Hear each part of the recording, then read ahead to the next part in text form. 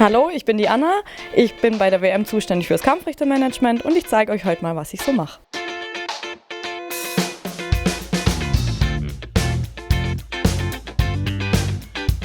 Also letztendlich beginnt das ganz im Kleinen, dass man ja mal als junges Mädchen im Turnverein Turnen anfängt und jeder Verein braucht einen Kampfrichter, damit er an Wettkämpfen teilnimmt. Das ist so die unterste Stufe, wie man einsteigt und dann je nachdem, wie hoch der Verein dann turnt, macht man eine Lizenz höher und eine Lizenz höher und irgendwann steht die Bundeslizenz an, das ist die A-Lizenz.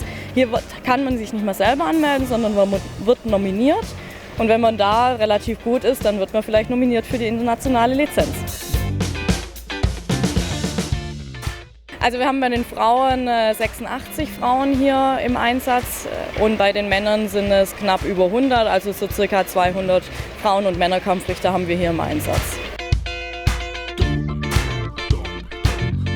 Das macht sie 1,5 Schraube in Verbindung mit Radwende Flick Doppelsalto. Das gibt dann auch einen Kombinationswert nochmal, einen sogenannten Verbindungswert, der nochmal extra bevorzugt oder bewertet wird.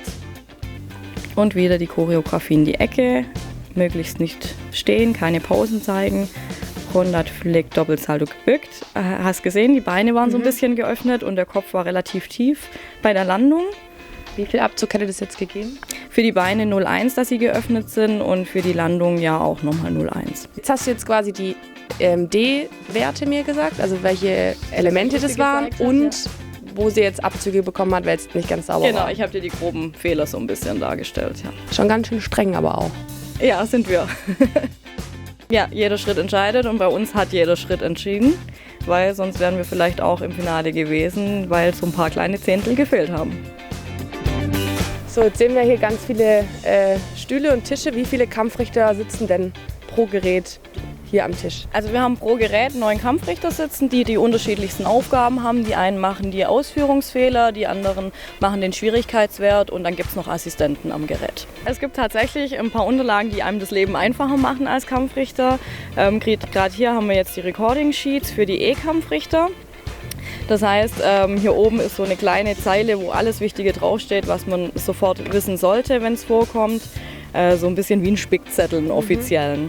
Und dann haben wir hier die Kästchen, wo jede Übung eingetragen wird. Also du schreibst hier alles mit oder machst die Abzüge dann hier unter deine Kürzel, rechnest das alles hier hinten in diesem Schema zusammen und dann gibst du ein, zum Beispiel 6,2 bei der Eli am Bachen. Ja, es ist so, dass bei den Ausführungsfehlern, da wird der höchste und der niedrigste Wert gestrichen und die 3 in der Mitte ergeben dann einen Mittelwert und der fließt in die Endnote rein. Das heißt, bescheißen ist eigentlich nicht möglich, weil man nicht weiß, was der Nachbar abgibt und somit wird eine faire Note ermittelt.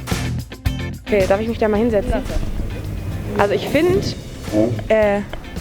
ich komme mir vor, wie bei so einer krassen Prüfung von der Schule. Ja. Und man darf gar nicht, also man darf mal nicht mal, die sprechen auch nicht? Nein. Also die können nicht mal so, wie geht's? Nein, nicht wie geht's. Aber ich sehe jetzt, ich fühle mich schon ein bisschen wie so scheuklappenmäßig. Ja, aber nach vorne siehst du ja ganz gut. Ja. Also das Gerät hast du optimal im Blick. Ja, okay, krass, verrückt.